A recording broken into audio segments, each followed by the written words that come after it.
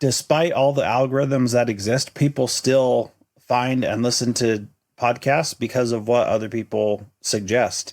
And nobody's going to be like, oh, I see this ad for a podcast, I'm going to go devote my life to that. However, there are lots of podcasts where people do devote their lives to it, and they think that it is really amazing and love the show and the hosts and everything. And people get really into it, and you build this relationship because it's right there.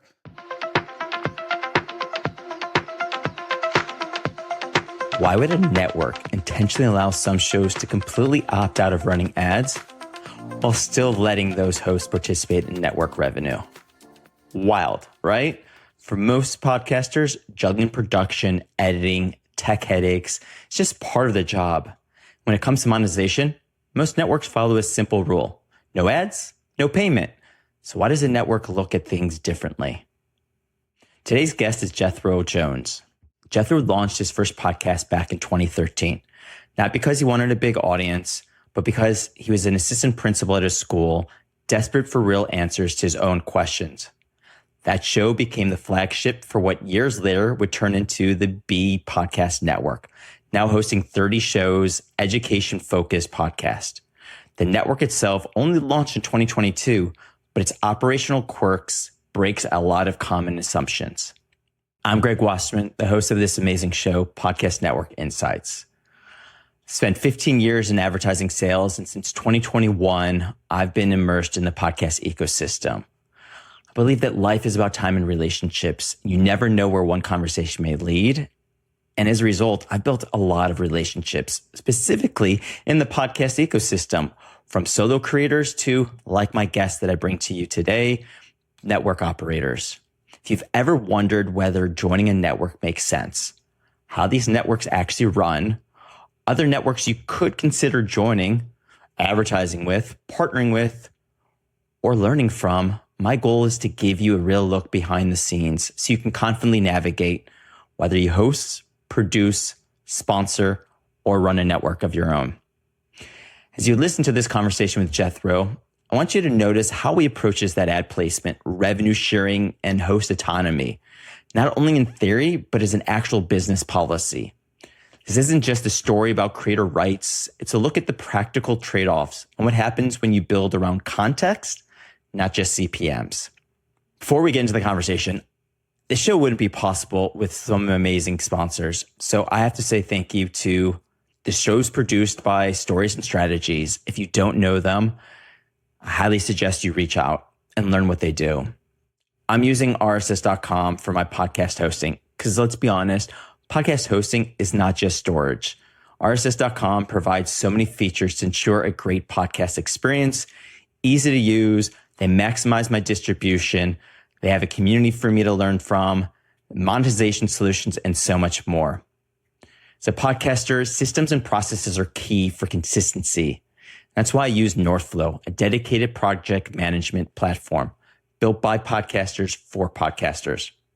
Content repurposing is huge. That is why I use Cast Magic to turn these conversations into content like magic.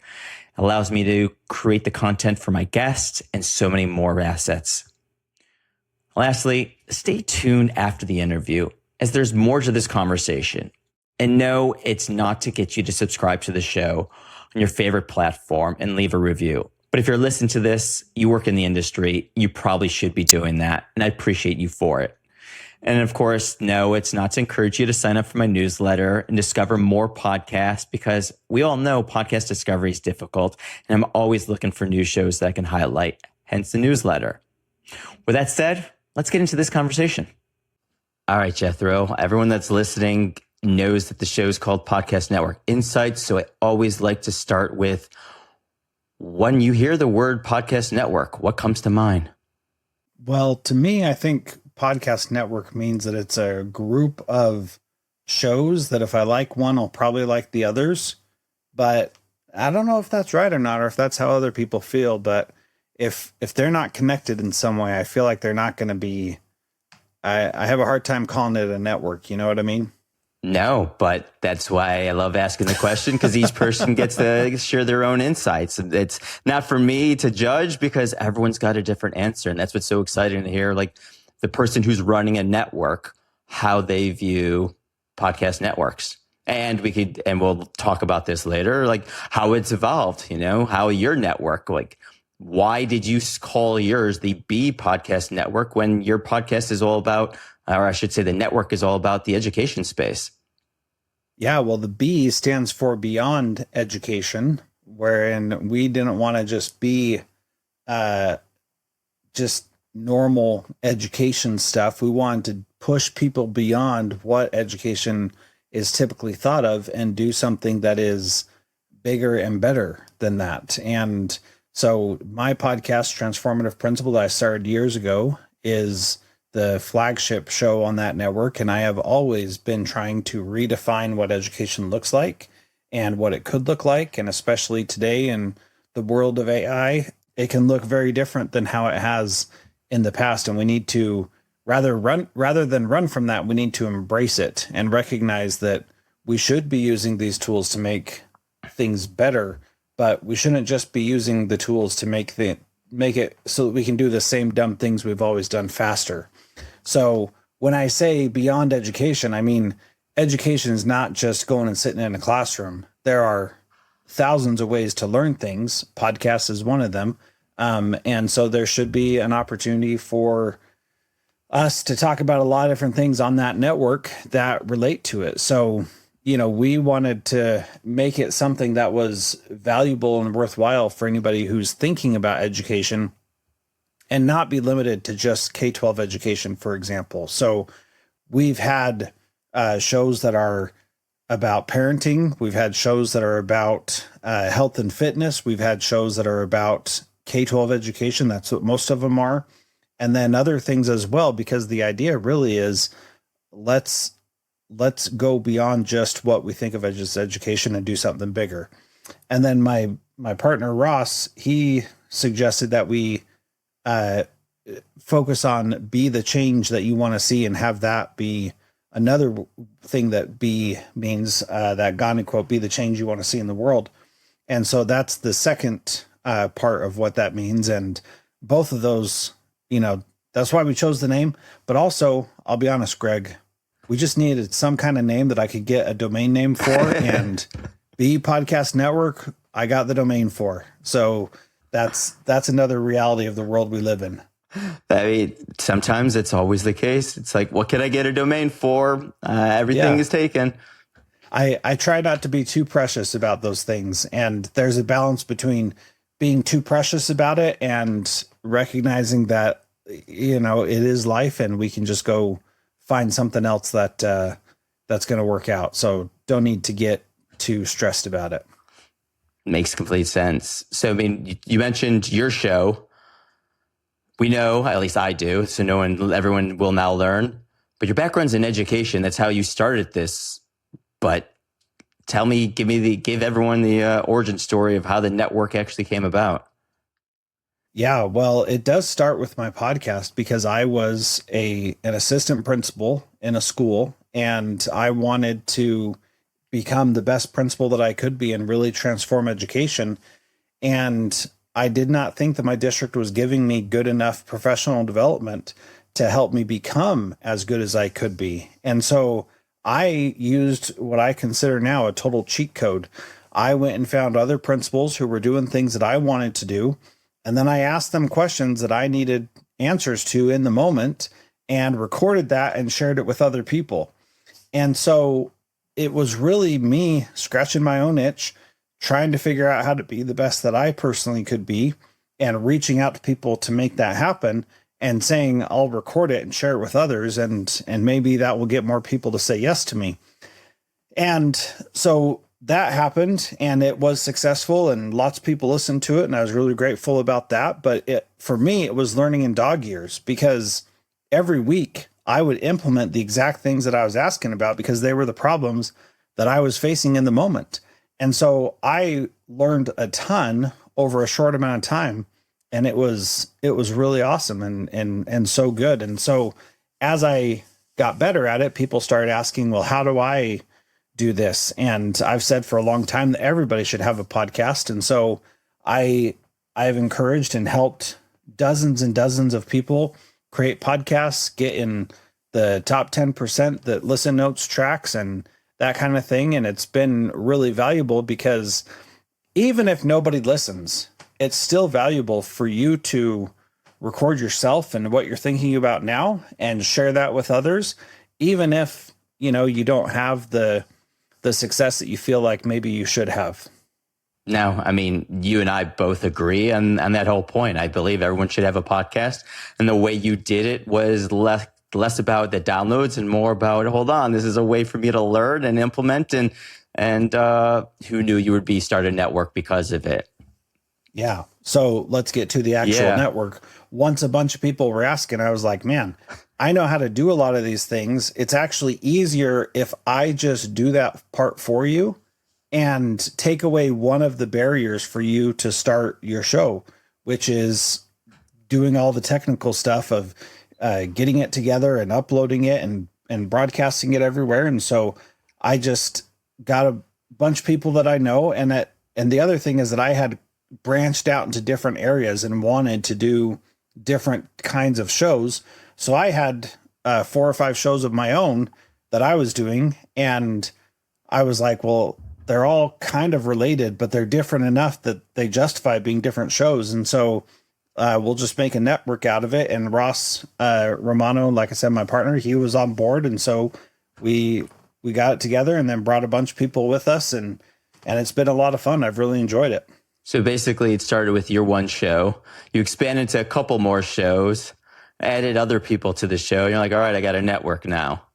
That's right. Yeah. Very natural. I mean, but that is when I look at how many people started as a podcast, then people came to them and they became a production company. And then they either decide, you know what, I'm just going to stay in the production world, or like you, they then started a network because, hey, I've got to promote all these. And that's where I don't understand why more production companies don't become networks, because look, at the end of the day, you've got to help all of your shows that you're producing for grow. And one of the easiest ways to help them grow is give them the network effect. Mm-hmm. Yeah, that's very important. And despite all the algorithms that exist, people still find and listen to podcasts because of what other people suggest. And nobody's going to be like, oh, I see this ad for a podcast, I'm going to go devote my life to that. However, there are lots of podcasts where people do devote their lives to it, and they think that it is really amazing and love the show and the hosts and everything. And people get really into it, and you build this relationship because it's right there in your ears. You feel much more intimate with that person than you do with most other people because it's so real and so close to your brain. And that does have an impact, and it means something. And there have been many times where I've been somewhere and somebody said, oh, I can't believe that you're here because I listen to your podcast all the time. And this happened to me just a couple weeks ago. I was speaking to a group of administrators in a college class, and one of them said, I listen to your podcast and I'm so excited to hear you talk tonight. And that's the best feeling in the world. It feels so good that somebody's actually listening. But like, she felt like she knew me and felt totally comfortable talking to me because she's been listening to me for years. I mean, anyone that's listening right now, you should feel that same like ooey gooey feeling of like, yeah, that is. I mean, because I have no clue who's listening to this show, but if someone came up to me at an event or they sent me a DM, I'm like, great, at least I know I have a listener, but not only that, who that listener is. And now we can have a conversation, which is the whole point. How do we turn these conversations into conversations after the show, right? Yeah, for sure. That's really valuable too. So then going from production into a network, it changes a completely different stack, looks at, a different business model. So how did you start pivoting and how did you start that pivot? Yeah, the big thing was that I really just wanted to help people out first and wanted to practice and see if if I could help somebody else find the success that I found, that would be really fulfilling to me, because, I definitely resisted helping other people podcast for a long time, because it's one of those things where it's like, it wasn't that hard for me to do it in hindsight, because, I started doing it, but I didn't want to be like tech support and helping people figure all this stuff out. And I avoided it. And then once it finally clicked in my mind that I could help other people and help them get their voice out in the world, then I was like, okay, this is worth it. And I should do it. And so a lot of the first people were just like, how do I get set up? And then I'd help them. And then that was it. And then people started saying, well, how do I get set up? And I'd start telling them, and they'd be like, whoa, I don't want to do that. That's too much work. I'm not interested. And I said, well, I know how to do it, so I can set it up for you.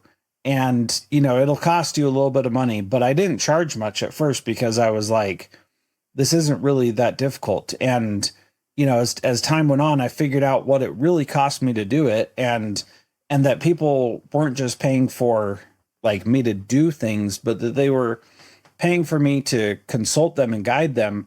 And I started taking a different approach with it, and help people now make a plan for what they want to achieve. I use Basecamp and have a Basecamp project with like 100 tasks in it of all the things that need to happen, which I just like verbal diarrhea at one time and said, here are all the tasks, and made them. And then I knew what needed to happen, but that can be really overwhelming to someone. And so now people just show up and record, and then I just take care of the rest. And that's such an easy thing for people to say yes to, because they want the podcast, they see the value in it, but doing all the technical stuff seems too much of a lift. And I can just step in and say, look, if you can handle recording yourself, then I can take care of the rest. And that, once I made that mental shift, then it became much more possible for me to find success with helping people and give them the tools they needed to be successful themselves. All right. So you mentioned Basecamp. Are you putting everyone under one hosting roof? You're doing the production side, so you've got those tools. But like, if someone wants to join the network, am I paying to join the network? Am I just paying you for the production side? Give us a little understanding of that. Yeah. So the way that it works is there are people who just are joining the network, and they do come under our host, which is Transistor. That's who we use. And I've been really happy with them, by the way, and their customer service. Like, they get back to me super fast and help solve problems. And when you're dealing with 50 shows, you're going to have problems. That's all there is to it. So that's just the reality. And they've been really great about it. So I really have enjoyed working with them. We were on Libsyn before, which had better support for putting out advertisements and sponsorships. But Transistor had much better customer support and all that. And so, you don't need either one of those things all that often, but when you do need them, it really is helpful to have them. So we used a script for all of our editing that we do. So I think I lost my place. So there are people who just who have their own shows, and they just join the network. They pay a small fee to be part of it, and then we bring them into the fold. We get them all set up, and that network effect can start happening. There are people who we just help them get started, and then they take care of everything. And then there are people that we help get started, and we provide editing services for. And then there are people that we do the whole shebang for, and they really do just show up and record. And so we have that whole continuum intentionally so that people can choose the entry point where they have the most say in what's happening, and people can move throughout those levels as they need to, and go from you're doing everything for us to we're going to now do it ourselves. And that has worked out really well. I was part of a network before, and I did not get any value from it. I didn't feel. And so I didn't like that. And I want people to feel like they're getting value more than what they're paying for. And so I try really hard to provide that, whatever level they're at. And so if they've got their own show and they just bring it in, I want them to feel like they're getting more value than they paid for that nominal fee to get in.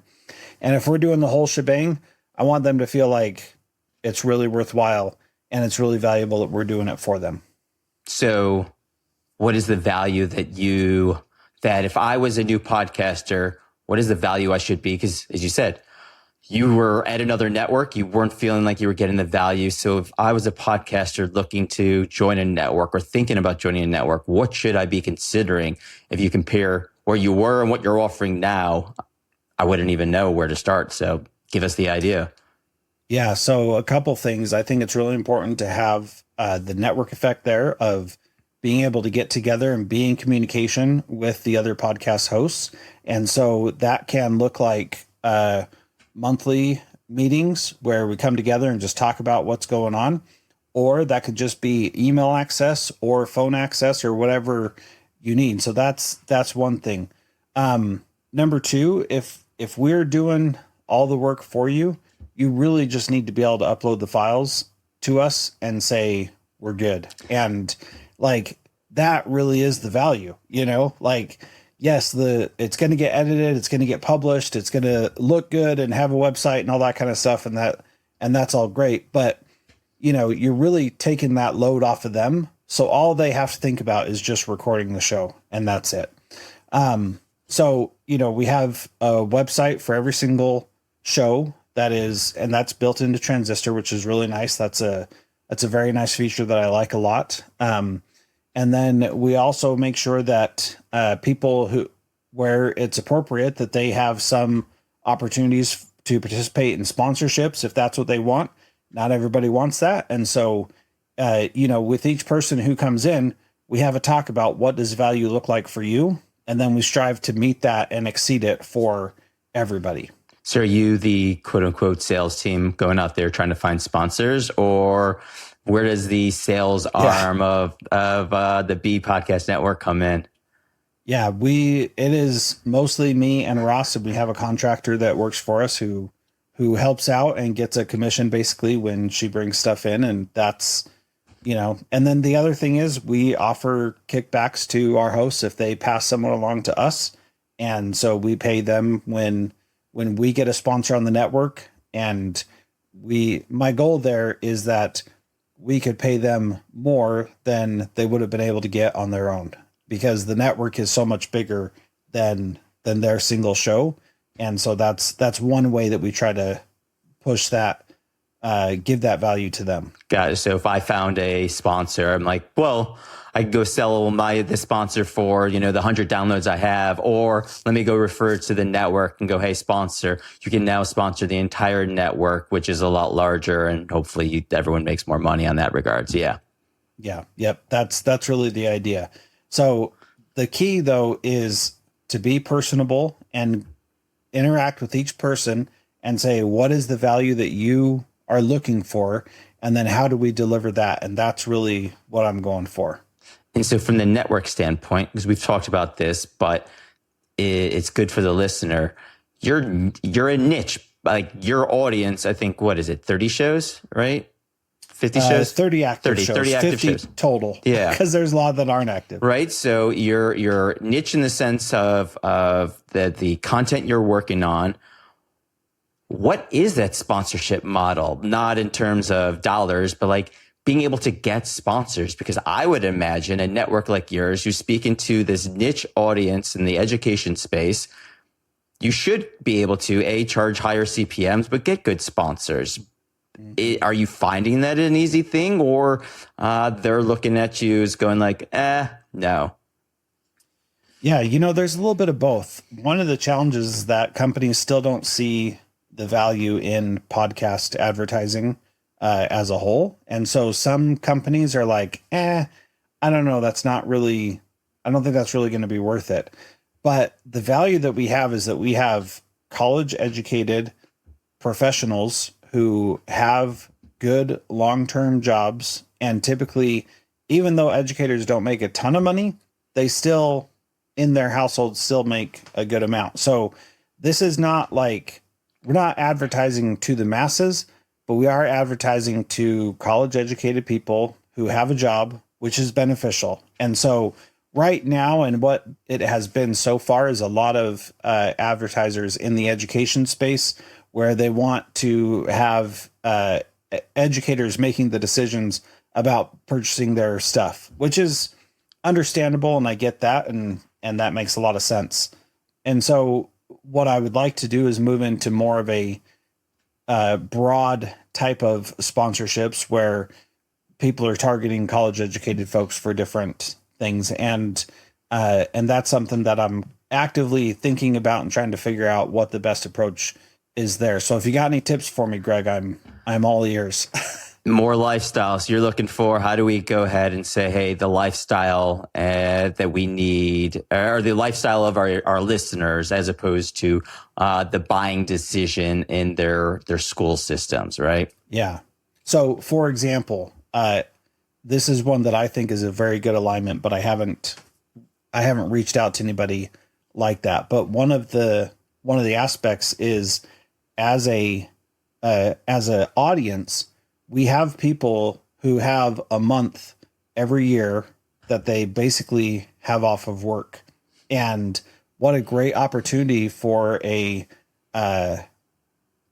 what's the word? Travel company. Yeah. Yeah. Or something like that to say, hey, this is a great market for us to target because we can be talking to them about their summer plans all year long, and they can join us and, use our company to go someplace. And so I don't know what that looks like yet, but I have ideas for sure of how we could make that work. Airbnb, Hertz, you're listening, you've got a network here of shows that has that audience, and it's a natural alignment, as you just said. And I think it's the storytelling, which goes, I guess, then to a question of what coaching do you give to your podcasters, right? Like most of them are educators, so they may not be at the skill level you are of being good interviewing. They're used to probably dealing with kids K through 12, which is a different skill set in itself. But giving them the skills so that they're producing good quality content, but helping create the content for their advertisers. Because as we know, anyone that's listening, part of it is when you've got an advertiser, you've got to be able to sell and make that advertiser get the value of what they're paying for. So what kind of training or insights have you been able to impart on the network? Yeah. So the first thing is, as far as specifically ad reads go, that kind of advice is you have to make it work for you. And so when we have an advertiser, if you have experience with it, share that. If you don't have experience with it, don't be afraid of that, but talk about the things that you would like in your day-to-day work if you did have an experience with it. And, we also, if it is a school product, we try to get demo accounts for our hosts so that they can see what it's like and have an idea about it. And one of our shows got an account for their kids and saw their kids' math and reading growth improve as they were doing that ad read. And it was pretty cool because it was much more authentic. And it doesn't mean that the product was perfect, because nothing is, but the person saw the growth that they were saying, that the advertiser was saying this is going to happen. So, that's pretty cool to be able to have that happen and say, I actually saw the growth that they promised.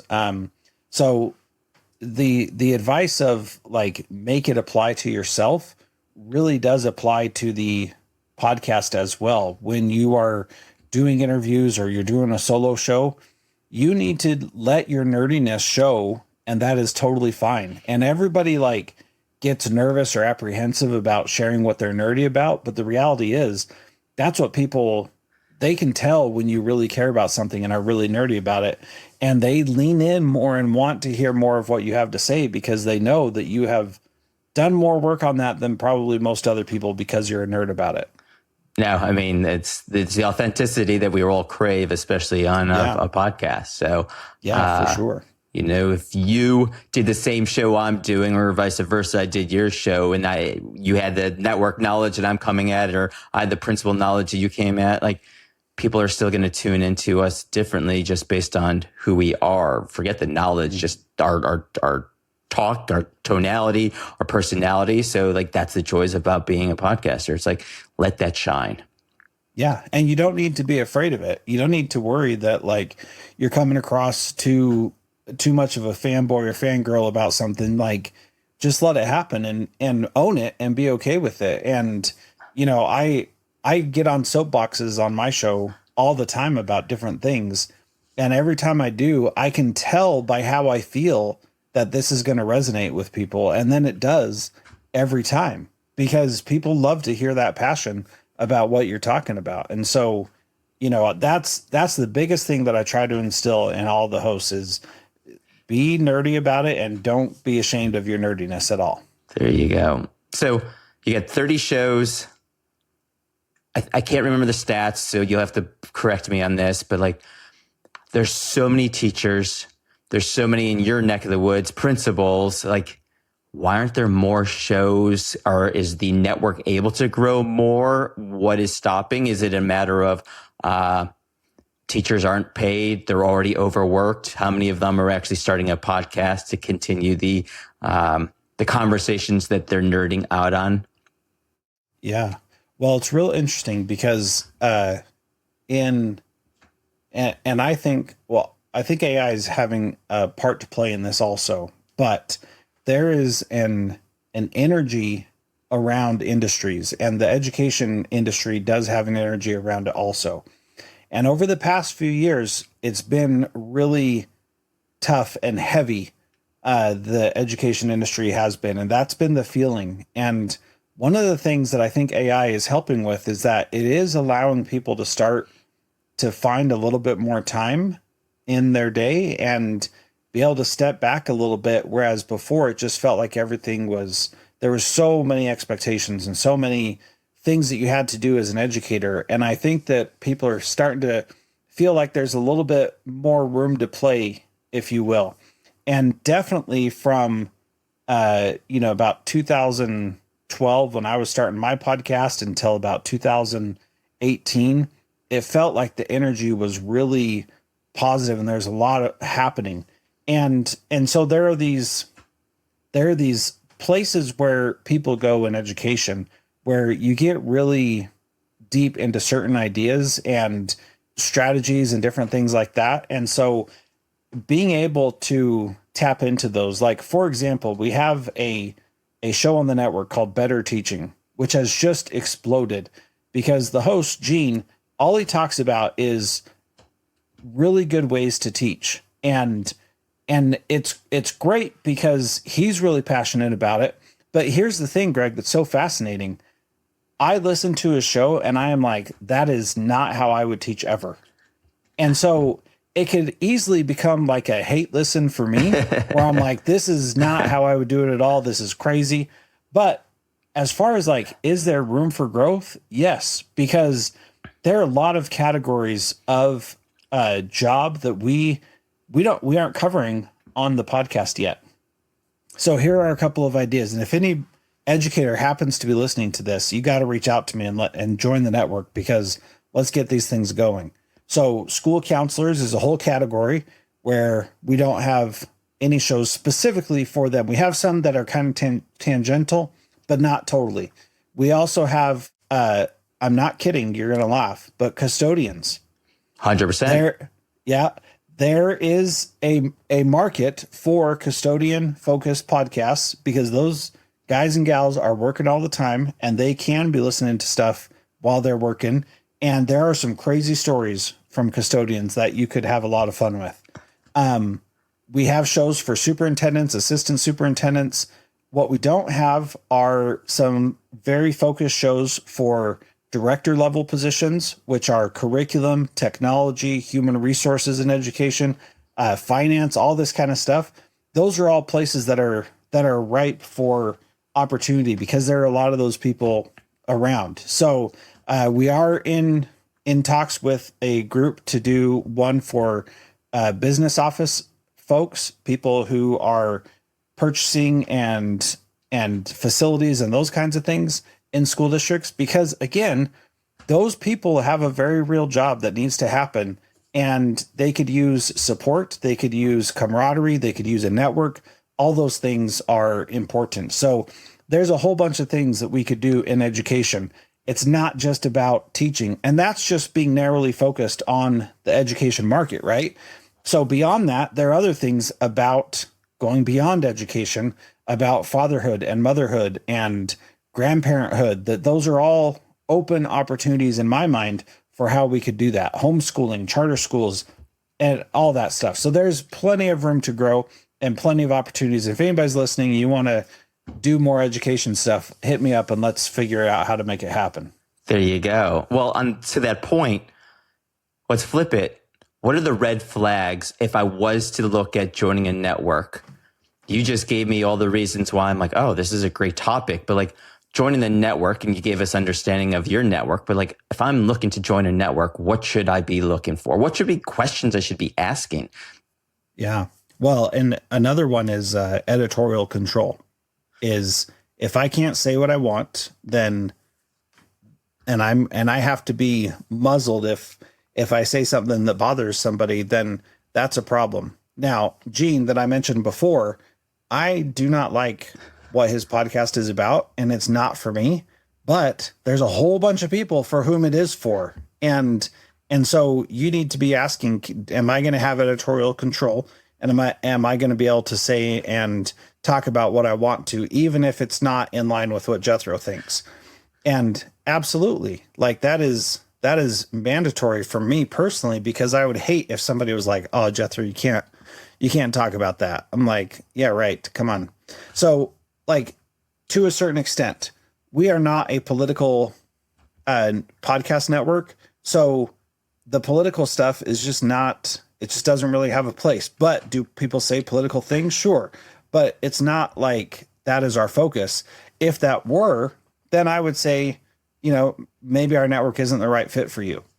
But, everybody has their own opinions and thoughts on those things, and they should be able to express them. That's the beauty that we have of living in the United States, is that we can express what we believe. All right. So editorial control. What else would I be looking for? Like, is this the right network for me? Or, you know what, I should go to, I don't know. I know we've talked, there is another educational network, but I could just join another network that has nothing to do with education. Just go like, all right, this is my people. Yeah. Well, you said it right there. Are these my people? And that's key. Like, if you're going to be affiliated with someone, you want to be affiliated about the things that you care about. And so, to me, editorial control and are these my people is really important. And those should be the primary factors. And then you should talk about what kind of value you want to get out of it. And that may be taking part in the sponsorships. That may be that that you don't have any sponsors and you still get to be on the network and you still get to do your show. So, it's all about finding what the things are that you think are important and buying into a network that espouses those things as well. And we tried to set up the B Podcast Network to be something that would be valuable to anybody who's part of it at the level that they choose to have that value. So there are some people where the sponsors that we have just don't make sense, and they still participate in the upside of the sponsorship money, even if it's not sponsoring on their shows. And we do that because I would think that's pretty annoying if everybody else is making money, and for me to put something on my show that doesn't make any sense just to be able to make money doesn't really seem fair to me. And so we find a way to make that work. And sometimes it's awkward and frustrating that a big show that has a lot of listeners doesn't get the ad spot, and we have to run the ad spot longer to meet our impression requirements. But I think it's worth it to treat people the way that I would want to be treated without selling the farm unnecessarily. No, I mean, I think that separates your network from others, where the revenue is all right, I'm going to inject a lot of ads in here and make as much money, even though that's not a good listening experience or it doesn't align with the actual show. But it's unique on the separation of revenue that you've figured out from a categorical standpoint there. Mm-hmm. Well, and the thing is, like, one of our hosts said to me, so if I don't have to run the ads and I still get paid, why would I even run the ads? And I said, you know what? That's a legitimate question. You would run the ads because they would be valuable to your audience. And if they're not valuable to your audience, then should you be running them at all? And we would need to find a way to do what's right by the advertisers also. But, you know, if it's not going to be beneficial for your audience, then I don't know, maybe you shouldn't run them. But like, people don't want to talk about that kind of stuff because it's uncomfortable. And it's like, no, we have to run these because you are part of the network and you have to have ads. And that's how we're making money. But personally, I don't agree with that. And I think that we should have the kind of inventory availability that it doesn't require everybody to have to do it for it to be successful. And there needs to be some flexibility there. And I hope that, you know, can continue to work out. It has so far, and I believe that it will. But, you know, we're upfront with advertisers as well that we'll put it on shows where it makes sense, but we're not going to put it on shows where it doesn't. I love that. Jethro. That is the uncomfortable conversation to have, but it's great that you're having it. Yeah. Which, to that point, like, that's why I would love to get into something like a Airbnb or something like that, because then it would be applicable to everybody and be hard to say that this is not applicable. Yeah, makes complete sense. So you've scaled, you've downsized, you've got some shows that come on, you've got some shows. And you've mentioned shows that you would love to add to it. Do you see the network growing to 100 shows? Is it capable of getting that? Are there other revenue avenues that you're thinking of besides just the advertising model? Yeah, for sure. I've been thinking a lot about that, and getting it to a place where we have the flexibility so that we can take some risks on some other things and do some different things. That's where we've worked hard to get to. And now we're at that point and we want to start branching out and doing other things. I don't have anything specific just yet, but I do think that there are opportunities. I will share a pipe dream though, which I would love it if this could happen. I don't know how, but I would love it. So again, if you're listening and you're like, I have an idea of how we could make that work. So my podcast, Transformative Principle, 13 years, 52 episodes a year. That's a lot of episodes, and there is valuable content there for sure. There, in fact, is so much good content that I believe you could get a master's in educational leadership, possibly even a doctorate in educational leadership, with the amount of content that I have, because it covers so many different avenues and answers the questions to so many problems. I would love to partner with a university and use that as coursework that anybody could be working on a master's in educational leadership, using mine and other people's podcasts as coursework so that they could get to a point where they could receive their principal credential. That is something that I would just love to give these podcasts real value that translates into like an increased salary for someone who's been listening to them for all these years. I don't know what that looks like, Greg, but that's the kind of thing that I think is definitely possible in today's day and age. And there's got to be a way that we could make something happen with that. So I would love to find a state or university that would partner with me on that and figure out a way to bring that idea home. I've got some ideas. We'll talk offline on that piece. Okay. Look, that's why this show is called Podcast Network Insights. It's not just about the podcast networks, but I network for a living. So it's always fun to go, how do I connect the dots with anyone, whether it's a podcast or a network and so forth. But hearing that pipe dream, it makes me question, if I think about how many podcasters, have the business model of like, okay, I am using my podcast to drive people to my mastermind as a monetization, to drive them as a course as a monetization. Here, you're not doing that. You've got the consulting side, but ultimately you're looking at how do I turn all of these conversations into a higher ed course as opposed to monetizing it yourself with driving people in there. Yeah, I did that. Oh, okay. And I enjoyed it, and it worked, and it was great. And then I would just kind of got done with it. I mean, that's all. And I still think that's totally viable. For me, it just wasn't the thing that was that exciting anymore, to be honest. The lift that I had to do to get people to join my mastermind became a burden to me. And I just didn't enjoy that part of it anymore. And so, it's not that my mastermind wasn't valuable, because my clients say all the time, this was the most valuable thing that I've ever done. It's just that, what I think happened, Greg, honestly, is that I should have hired somebody else to help me with it. And I never did.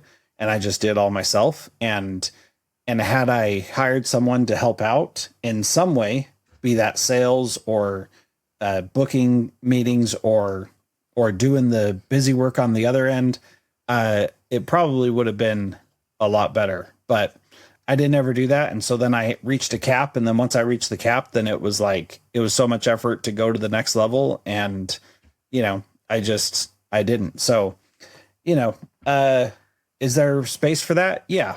But that's not a novel model, right? Like, a lot of people are already doing that. So the credential one, where you can because the mastermind, it doesn't help you move up in your career in the same way that, especially in education, because we're specific about having credentials to do certain things, it doesn't provide that. And that is the thing that people need to increase their revenue, increase their paychecks, is they need to get another credential and move up in the system. And that's the kind of thing that I know drives them and that I would like to do. Makes sense. So, I mean, I think the biggest takeaway for me, and if I was listening to this, is go invested in the tools, invest in the production. So hiring you from do the work, use the AI. Like we mentioned, AI is now helping us, but also know that you will hit a level unless if you actually ask for help. If you hire someone, you can go to another level, whether it's within your business or within your podcast or anything for that matter. And I think that's what a lot of us don't do, is we try to do it all ourselves, and we hit a cap. Yeah, for sure. And the thing that definitely made it so that we could continue growing the podcast network is we brought in a production manager, and she takes care of all the details that go into everybody's podcast that we produce for them. And so I never have to be the one doing that. I'll get on a call and coach them through it, but she's the one who's doing all the work. And that is huge, because she's organized. She's keeping things organized. She's moving things along as they need to be. And hiring her was a great thing for us, because then Ross and I could focus on the other aspects and get sponsors, get people to join the network, and find new hosts when shows go dormant and things like that. And that really made it possible. And that was something that I learned from my own consulting journey of not hiring someone, is I need to hire someone much sooner. And so for editing, I edited my own podcast for the first 180 episodes. And then I decided I needed somebody else to do it. And once I turned that over, then I had all this extra time that I could work on my podcast instead of just doing the editing and stuff. And so find things that are not your core competency, what you're not excellent at, and that you don't love doing, and find someone else to take those over for you, because it is worth every penny. And once I started paying somebody else to edit my podcast, and once I started paying somebody to manage the podcast we were producing, sales increased almost immediately, which is an amazing thing that you don't think about. It feels risky, but it's not that risky. When you invest versus doing it yourself, or you do the free, it's you're capping yourself. So yeah, I love it. Yeah. I can't remember if we talked about this on our conversation today, but you mentioned your own podcast having so many episodes. When did you actually start podcasting, and when did you launch the network? How long has this been going on for? I can't remember. Oh yeah. So my podcast launched in 2013. Okay. And then the network did not start until 2022. Oh wow! So the network's only been around for 4 years as of this recording. That's right. Yeah. So it's and like I said, I resisted it for a long time, and I don't think I should have resisted that long. I probably should have started the network in like 2016 or so, and that would have been a smarter move. But hindsight's 2020. 2016 is when I started doing my masterminds, and so I started bringing people in that way, and I wanted to be like a thought leader and things like that. And stupidly didn't realize how much fun it is being a podcast network owner. That's a lot more fun than I thought it would be. I'm really enjoying that. There you go. As the whole point of the show is educate you in other networks, and anyone else that's listening to this, you're like, yep, it is fun. It's a lot of work, but the whole podcast industry is a lot of work.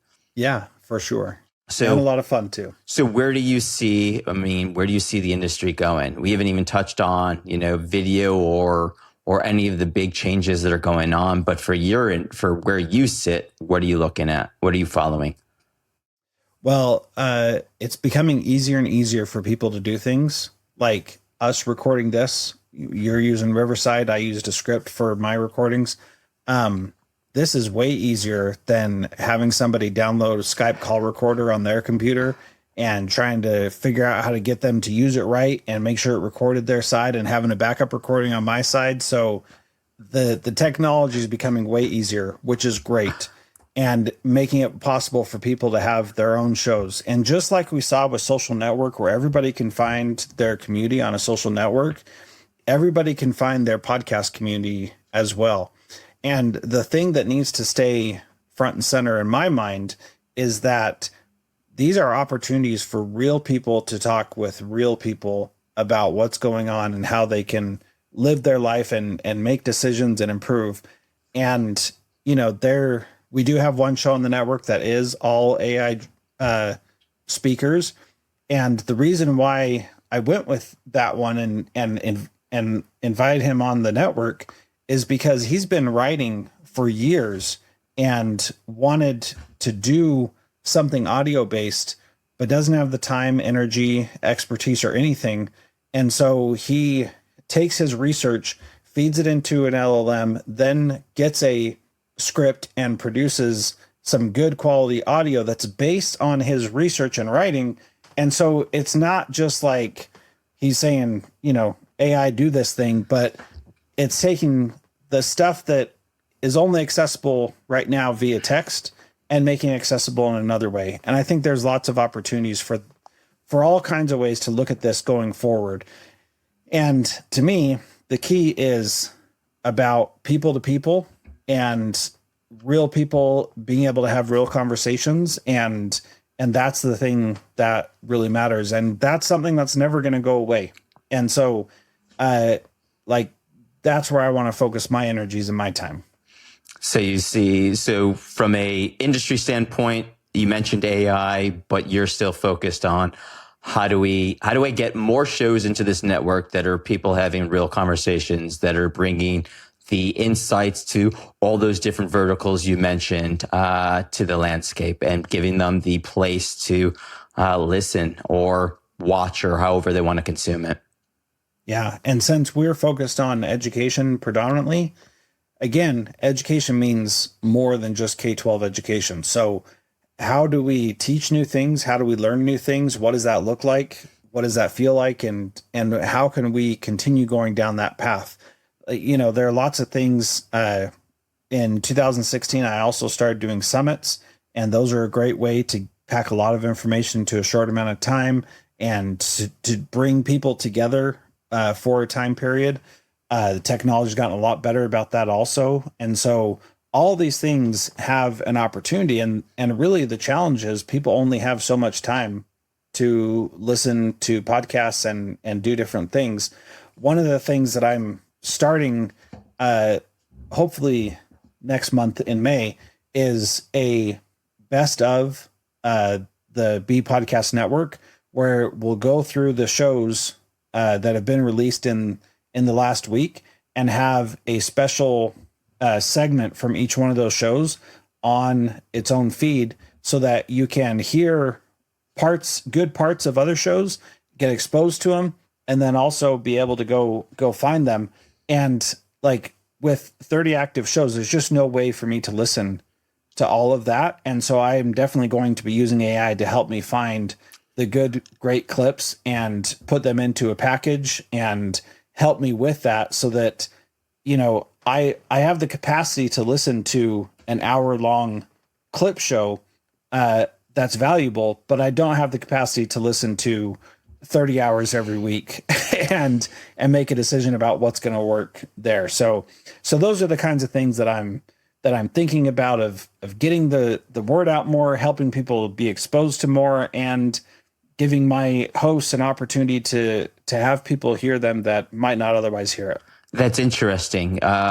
We've had a couple guests on, Jason Falls from the Marketing Podcast Network and Peter Ferroli from Pantheon, who have, oh no, it wasn't Jason. Sorry, scratch that. Richard Butler from Rageworks. So Peter and Richard are both doing a sampler feed.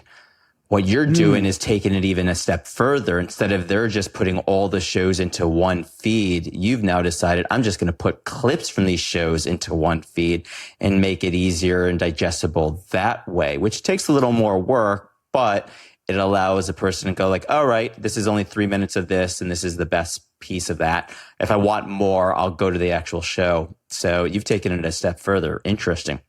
Yeah. Well, and the value, my idea of that is that we want to get people back to the original show. Yes. And give them enough to be interested, but not so much that they're like, okay, I don't even need to listen to that show now. So, for example, Nathan Barry does a great job with his show, where he'll have a clip from the show, and it is timed really nicely so that you're hooked. And then you want to hear what the person has to say. And then right when they're about to reveal the thing, then he bleeps it out and says, go listen. Like, that's just really well done. Yeah. And I'm sure that he's got a whole team helping him do that, which I don't. But that kind of a thing is really great. And I wouldn't like bleep it out and make you go listen, but I would give you enough that you're like, okay, I should definitely go listen to that. And then make it easy for people to go back to the original show, because again, that gives value to my hosts and help them get the value that they're looking for of having their show be popular and listened to. Makes sense. So you launched this 3 years ago. You've been doing this for 13 years. If you were to start your network today, and anyone that's listening that thinking about starting a network today, what would you do? How would you start that today? I think what I would focus on is getting a couple of my good friends together, and where we would each have our own shows, and then we would come together and have some sort of live meaningful event once per week or twice per month or something, where there was a reason to show up and be part of it, the live experience. And still put that out on a podcast, but I would focus more on the live opportunities and push people towards that. But I mean, that's if I had all the wisdom that I have now. I don't know that I would actually think to do that if I were starting now, unless I had already done all this stuff. And that's the whole point. You've got the years of experience to learn from, going like, all right, how do I learn from what Jethro's done? And do it differently, but learn from his learnings. Yeah. What would you do, Greg? Based on what I'm learning from everyone, the sampler feed, you're the third person that's brought that up. So it definitely have a sampler feed, and give that. I would have the website. I would be able to leverage that. So I look at some of the podcasters, what they're leveraging from a content standpoint, from an SEO standpoint. Production, that's a different story. I would help and look at doing an awards. So from your standpoint, since you are niched, I'd look at doing like a summit or an awards, or at least partnering with an existing educational award place so that you can go, hey, how do I bring that knowledge to here? Yeah, I don't know. It's funny. This will come out around the same time I'm doing a training on podcast networks based on kind of what I'm learning. But that's what I love about this show is everyone operates differently. Everyone's doing it differently. And in the monetization, because we're always hung up on how do we make money, no one's hurting.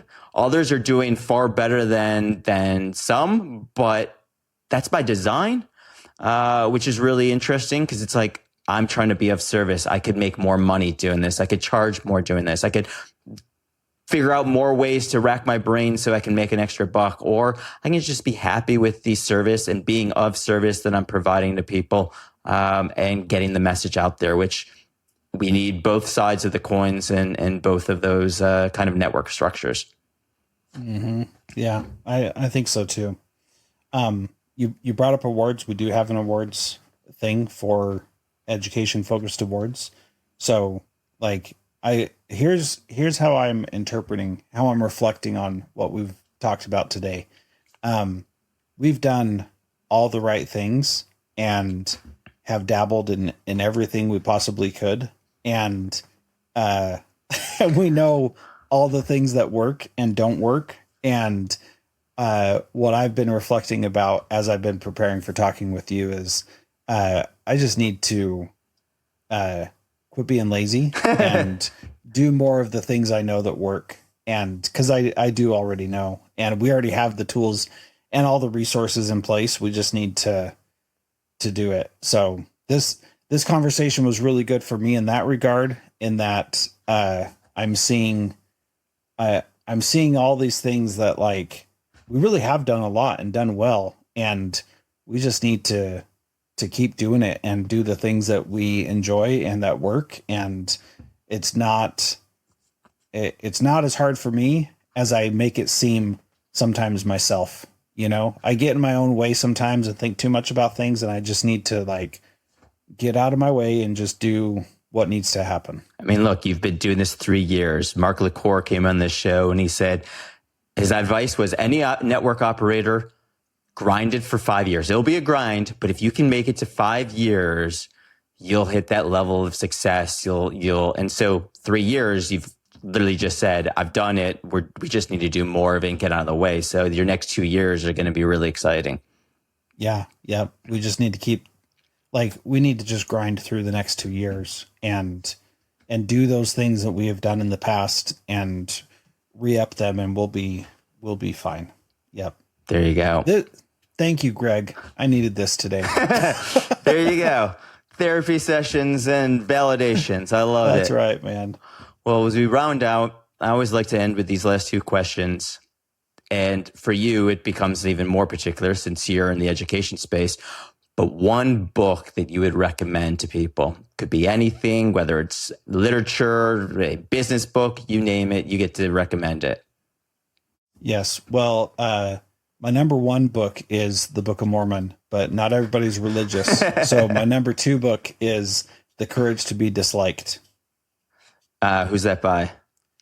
2 Japanese guys whose names I cannot pronounce. Okay. But search for The Courage to be Disliked. It's about Adlerian psychology and what a different world our world would be if Adler won instead of Sigmund Freud and Carl Jung. So go check that book out. It is totally worth it. There you go. And the second one is, look, podcast discovery is difficult. We all know that. So because, I mean, every Monday I like to recommend people hear a podcast to listen to. So I get to use this show now to give you a platform going, recommend a show that people should listen to.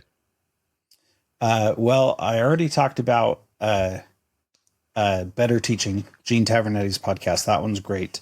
I think the one that I would like to pitch today is called Great Houses, and it is by a guy named Gregory Treat, who is a lawyer down in Texas, and he talks about how to build a long-term great house for your family, and it is just so fascinating. And he is so knowledgeable and so full of information that it is just remarkable. So Great Houses Forum. I think that's the website. We'll pull it up. Everything will always be in the show notes, so I'll have that there. Yeah. So anyway, great show, really fascinating, definitely long-term thinking type stuff that is education in its own right that is really valuable. Love it. Well, is there anything else? I mean, besides the therapy session we just had, the validation, but is there anything else you want to share for our listeners? No, this was awesome. Thanks so much for the opportunity, Greg. Hey, thanks for coming on, Jethro. It's been great to talk with you. Yep, same with you. Have a great day. Well, you've made it this far, and I appreciate it because let's be honest, most of us don't make it to the end of the podcast. And so if this is your first time, give me a couple extra minutes. If you've been listening for a while, I appreciate it. And you already know, I'm going to give you some of my take on the conversation. At the start, I brought up how the B Podcast Network treats ad inventory. Jethro has a strong stance that if a sponsor ad spot doesn't fit a show or an audience, it doesn't go on that show. Though the revenue still gets distributed across the network, even if that show didn't run the ad. It's almost the opposite of the standard CPM-driven model. Most creators and buyers wouldn't expect that. It changes what you'd look for in a network partnership. Now, it's not just about download numbers. It's about respect for show identity and listener experience. Some other things that stood out for me in this conversation. First, opting into a network continuum where podcasters can choose how much they want to hand off and how much they want to do themselves. Jethro doesn't force podcasters into a one fixed track. Someone can come in just for hosting and the network effect. If they want to go deeper, they can hand off production, editing, even the show management, or just pull back and do it yourself. That's very different from how most networks operate, where it can feel like it's all or nothing. It makes you reconsider what actual value of a network can provide over time beyond just the packaging. Second thing would be the best of sampler feed idea that isn't just about surfacing cross-promotion. Jethro is looking at using AI to find the real moments that will pull listeners deeper without just overwhelming them with more content. It's a thoughtful way to solve both discovery and attention. It makes me rethink how we offer listeners entry points to a large network without watering down the original shows. Third thing was a focus on real people, real conversations, especially in a moment where AI-generated content is everywhere. He welcomes new technology, but keeps returning to that person-to-person core. He's even experimenting with AI to highlight feeds for the network, but always as a way to get listeners to the actual conversation, not just churn out more content. It's subtle, but important distinction. The last thing that stood out for me is Jethro was refreshingly candid about something he's learned the hard way. Waiting too long to bring in help can hold you back. He pointed out that his own mastermind stalled because he refused to hire out. It was only when he brought on a production manager for the podcast network that growth took off. He made a point to say sales increased almost immediately when he made able to hand off the production details and focus on building the network. It's a practical lesson most creators end up learning the slow way. So learn from Jethro. Once again, I thank you for tuning in. To the few people who've given me the 5-star review on Apple, thank you. I've received a lot of DMs, and I continue to enjoy the conversations that we get to take offline. As they say, life is about time and relationships. You have no clue where one conversation is going to take you. That's why I'm able to have this show and provide these great conversations. That's why I love networking with you. And that's why your future self will thank you for listening to these conversations, because you have no clue where these conversations will take you in the future. I live on LinkedIn. Reach out. Let's talk. To those of you who've already done, that means the world to me, because it means these conversations are able to go beyond just the ones with my network host. I have a newsletter that promotes podcasts to listen to, as discovering podcasts is incredibly difficult. You'll find it on my LinkedIn. Lastly, subscribe where you listen. New episodes come out every Thursday, wherever you consume your podcasts. Until next time, I appreciate you.